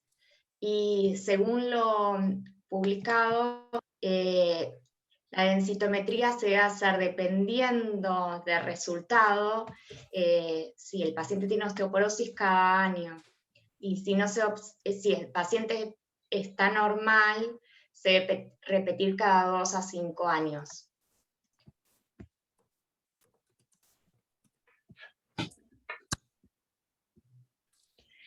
Bueno, muchas gracias, Natalia. Yo aprovecho también, bueno, voy a responder alguna de una pregunta que... Pero si perdóname, sí. antes de lo que comentó Natalia, que está muy bien, yo diría que en base a los trabajos que hoy se presentaron, todo depende si es un trans varón o trans mujer, que en el trans varón, con la estabilidad y de la masa ósea que parten, yo creo que no sería necesario realizar una densitometría en su seguimiento.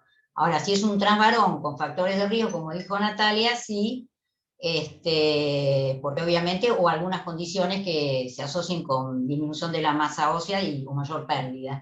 Y en cuanto a la transmujer, bueno, ahí es otro tema, es otro análisis, porque yo creo que yo llego a la conclusión, si bien la posición oficial de la Sociedad Internacional de Densitometría Clínica dice que no sería necesario realizar una densitometría basalmente, a menos que haya factores de riesgos, o que, bueno, como hoy lo enumeraron las doctoras, que tenga una mala compliance, una suspensión del tratamiento hormonal. Tenemos que pensar que las mujeres trans parten de una masa ósea mucho más baja. Entonces, y si hoy lo que comentaba Patricia, de que es una población muy difícil por condiciones socioeconómicas, que a veces están largos meses con suspensión y no concurren a las visitas. Yo creo que, bueno, el seguimiento tendría que ser más frecuente, por ahí 1 año, 2 años. Por eso es importante el seguimiento individualizado. Esa es nuestra postura personal, ¿no? Sí, acá hay un comentario que hizo Mónica y lo voy a leer. En relación a la interacción grasa-hueso, Mónica Bernoulli aporta que sería interesante evaluar si la relación de adipoquinas y hueso es diferente en la población trans versus la cis, y esto podría estar impactando en el hueso. Acá hay una pregunta que Rosana Esclaten me la pasó a mí, pero yo se la paso a los de trans. Rosana, si querés hacerla... están todos silenciados. Rosana pregunta... Sí, ¿la viste? Sí, la vi.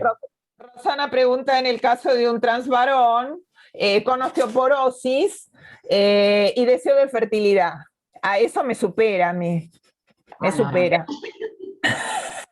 A mí también. Bueno, yo puedo hablar de mi parte.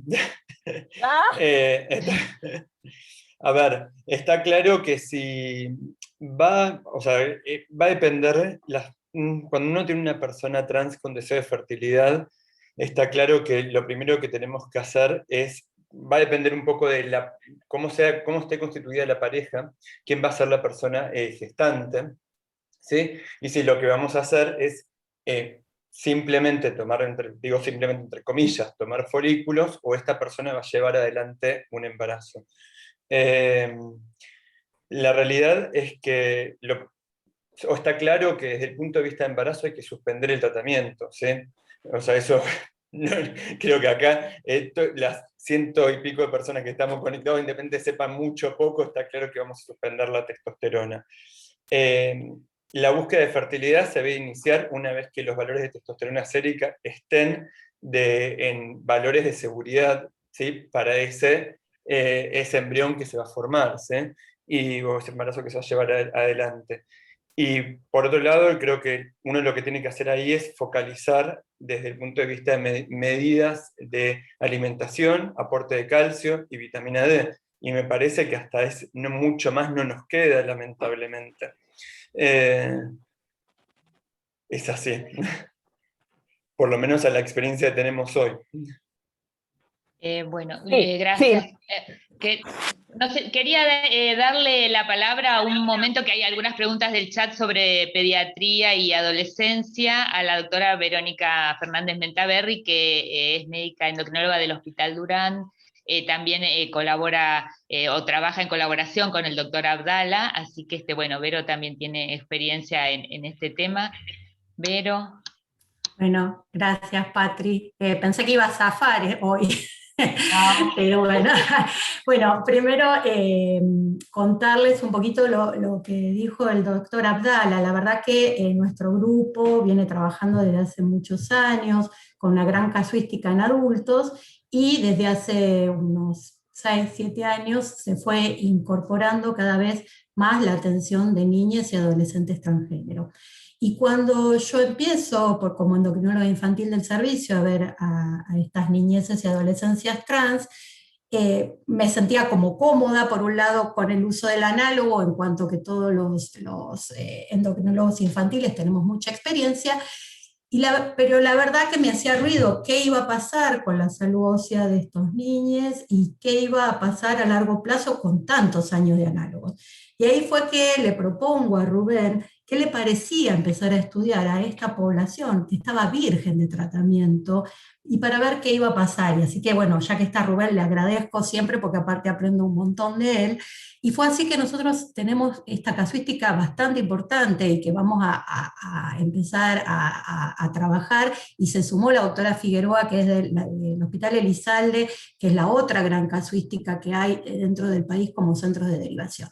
Y la verdad que hasta hace muy poco no había nada, y cuando a mí en estas charlas me preguntaban, empezaba a transpirar, porque no había, pero porque todavía no hay experiencia. La realidad es que hay muy pocos trabajos, y después Rubén te pido que me ayudes si hay algo más que se me está escapando, pero como últimos trabajos, o primeros trabajos en realidad que se empezaron a presentar, aparece en un Journal Pediatric of Endocrinology and Metabolism en el año 2019, que es del grupo del Reino Unido, del Dr. Butler, donde ellos evalúan el efecto del análogo de GnRH en la DMO en adolescentes jóvenes transgénero. Este en verdad es un estudio retrospectivo que fue desde el año 2011 al 2016, donde evalúan 70 niñas transgénero entre 12 y 14 años, a un grupo lo siguen 1 año y a 31 lo siguen 2 años.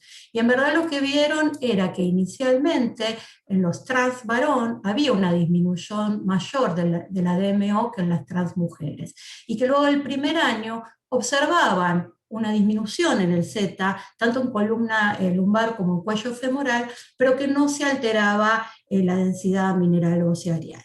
Y el otro gran trabajo, y quizás es de la gente que más experiencia tiene por el recorrido y por la cantidad de años que llevan, sale el año pasado, en el 2020, en un GCN, que es del grupo de la gente de los Países Bajos, de Hahnemann.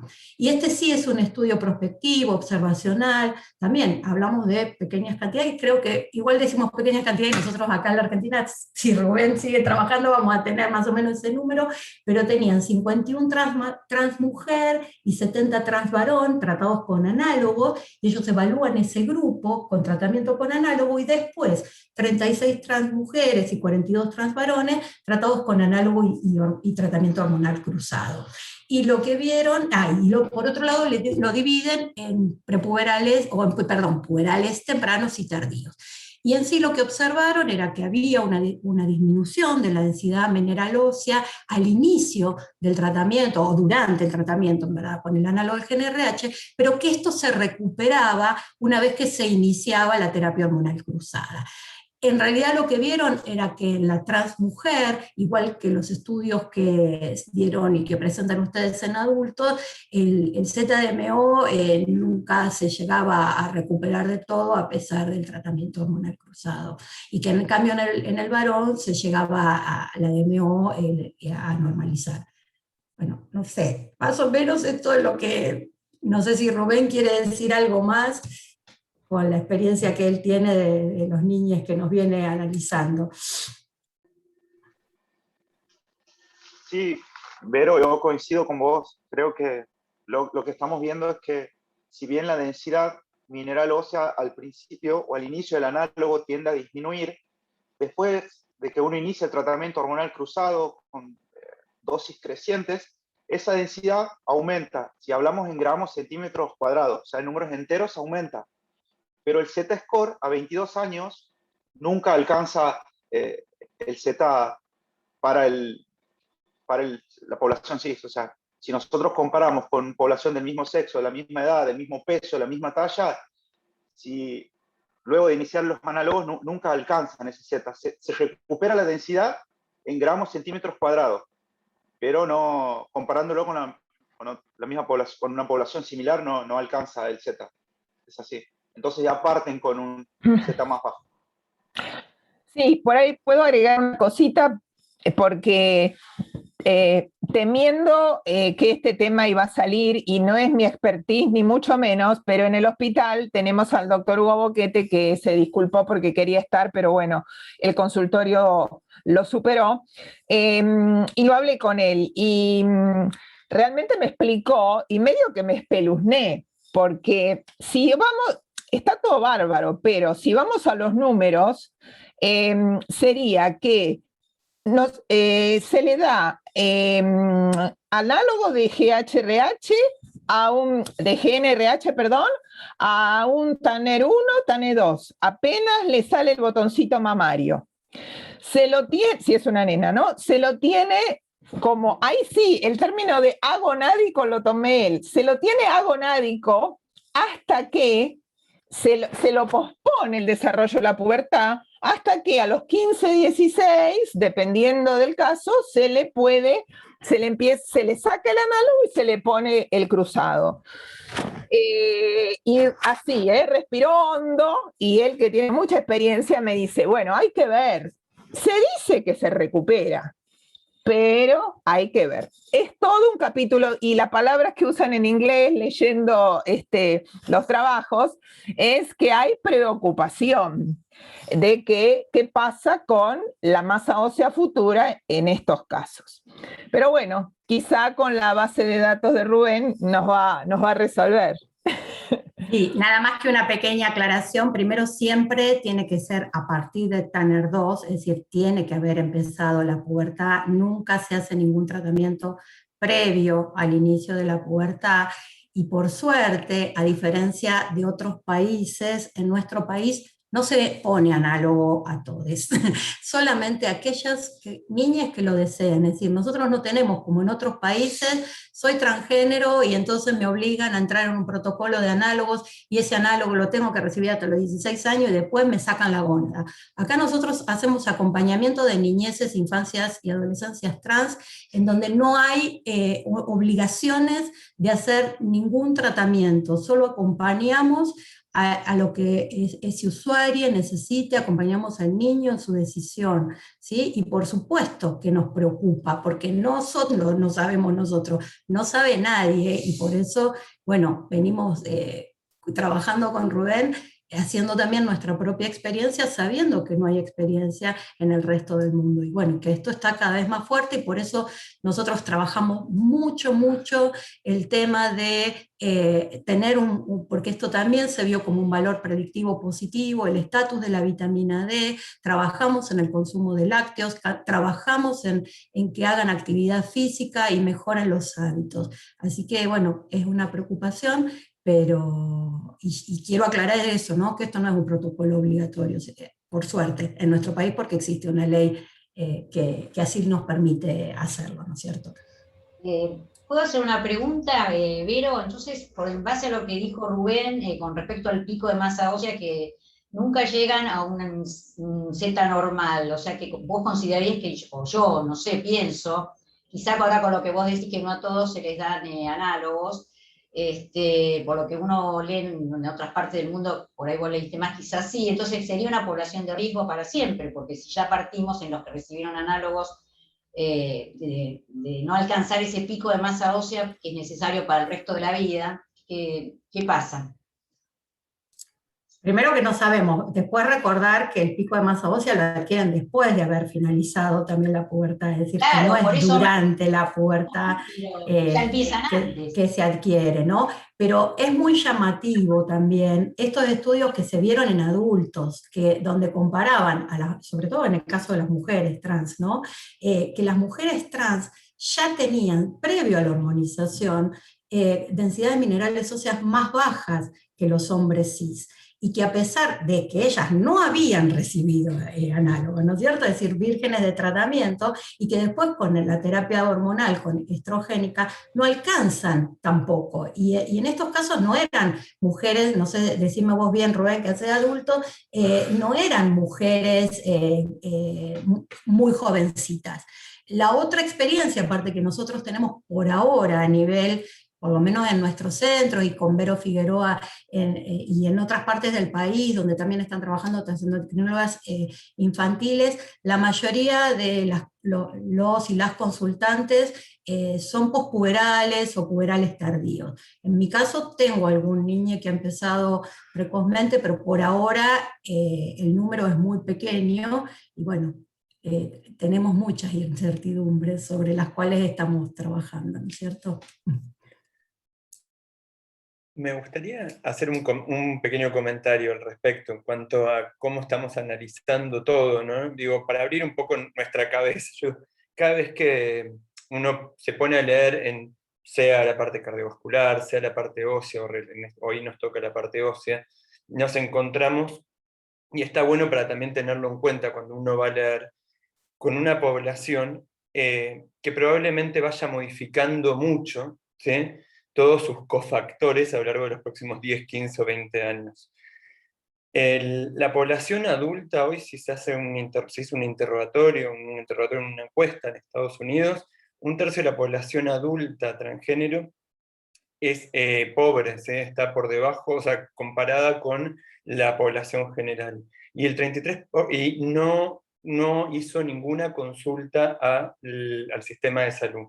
De los que tuvieron alguna consulta del sistema de salud, el 33%, o sea, el 60 y pico % que quedaba, que había consultado, 1/3 de ese tuvieron una mala experiencia en el sistema de salud, por tanto no repiten la consulta. Muchos de esos análisis que nosotros estamos haciendo tienen que ver con esta población, que no está de más intentar entender esto. Cuando nosotros empezamos, me acuerdo con el grupo, con Patri, nosotros veíamos una media de primera consulta aproximadamente arriba de los 30 años, ¿sí?, con este tipo de población, como dijo Patri antes, con una población muy marginal, ¿sí?, que quizás a los 15, 16 años habían sido directamente echados de sus casas a la calle y hacer lo que se podía. Y eso obviamente que va a tener un impacto sobre todo lo que estamos hablando, ¿no? Sobre la parte nutricional, sobre el ejercicio, el poder llegar a tener una buena nutrición, ¿sí?, proteica, y ni hablar de la ingesta de calcio. Y seguramente, me imagino que en los próximos años, cuando empecemos a ver trabajos con grupos poblacionales con mejor acceso al sistema de salud, con sistemas de salud más preparados para los tratamientos, con equipos interdisciplinarios más tolerantes, ¿sí?, y como digo, sistemas de salud más inclusivos, seguramente muchas de estas cosas van a ir cambiando, me imagino, más allá de lo que estamos viendo fisiopatológicamente por haber recibido hormonas. No sé, es ahí algo que a mí siempre me queda en la cabeza. Por eso digo, tomemos las cosas hoy y pensemos en 20 años que quizás estemos viendo cosas totalmente diferentes. Creo que en eso es lo que cambia la mirada pediátrica. De paso, cuento que ayer se presentó en el Ministerio de Salud de Nación las recomendaciones para la atención integral de salud de niñeces, adolescencias trans, travestis y no binarias. Y la verdad que yo creo que la mayoría acá son de adultos, pero yo con nuestra mirada pediátrica, nosotros justamente lo que queremos prevenir es esto de que las niñas, las chiques tengan un acceso a la salud, que no se automediquen, que los servicios y los equipos estén preparados para dar una buena. Yo he visto, la verdad que montones de presentaciones del doctor Nagelberg de claras consecuencias y efectos adversos de tratamientos autoadministrados, y cuando ellos consultaban, la mayoría de las personas habían iniciado sus tratamientos por sus cuentas. La verdad que sobre esto, que nosotros que somos pediatras, trabajamos en la prevención, así como trabajamos en vacunas y en crecimiento, también queremos que llegue a las niñeces trans, y pensamos en el paradigma de que, bueno, de que esto pueda ser de manera saludable, no solo desde los tratamientos, sino para que la gente no haya un 40% de suicidio porque no fueron aceptados, ni que la expectativa de vida sea de 35 años, ¿no es cierto? Tal cual.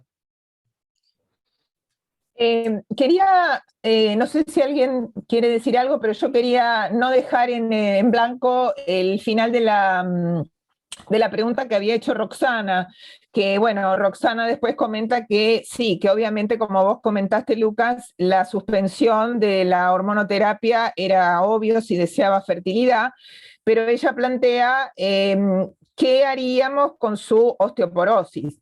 Primero,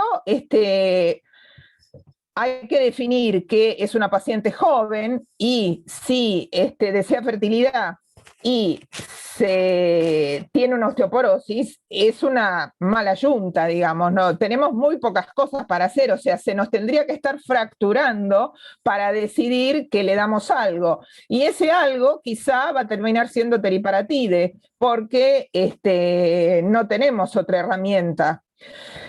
Pero bueno, me parece que el caso que pusiste, Roxana, es un caso extremo, que bueno, la resolución, si se está fracturando, y sí, le tendríamos que dar teriparatide, sería la única terapéutica antiosteoporótica que se podría dar en una mujer premenopáusica que busca embarazo.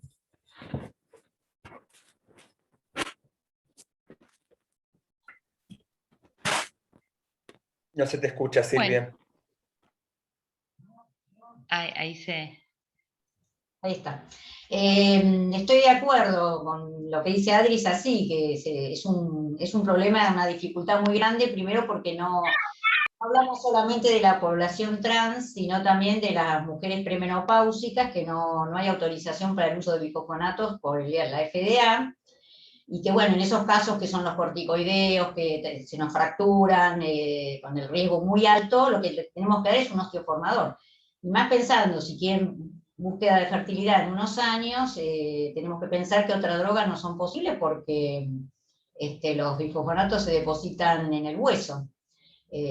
Algunos también pueden dar denosumab, porque bueno, tiene una farmacocinética distinta, sabemos que no se depositan en el hueso, pero si uno tiene que ver lo fisiológico a esa edad, lo ideal sería dar un osteoformador.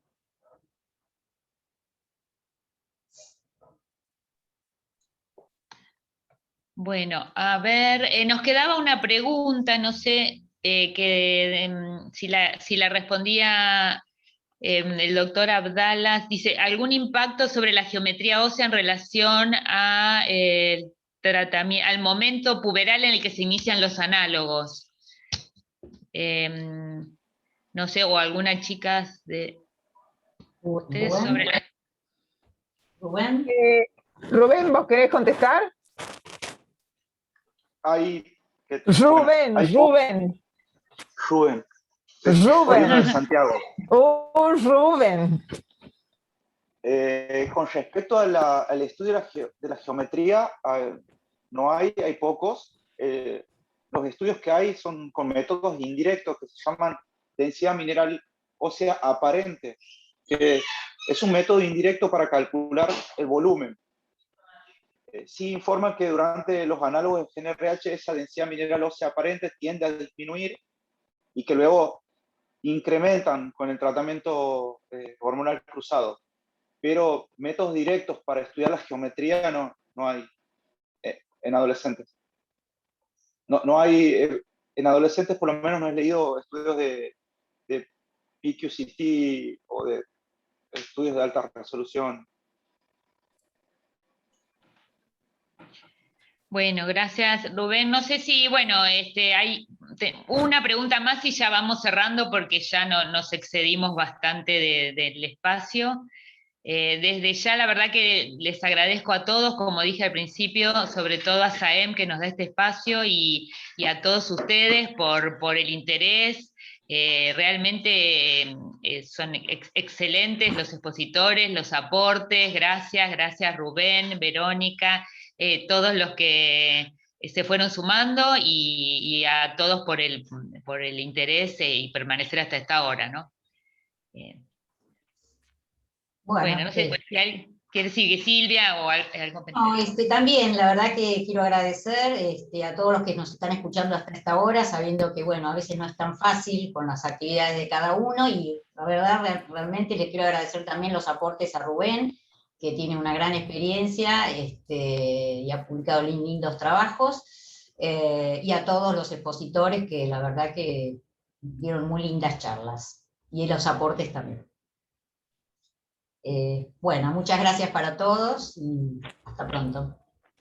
Bueno, muchas gracias. Chao, gracias a todos. Muchas gracias. Gracias. Chao, chao. Chao, gracias. Gracias a todos.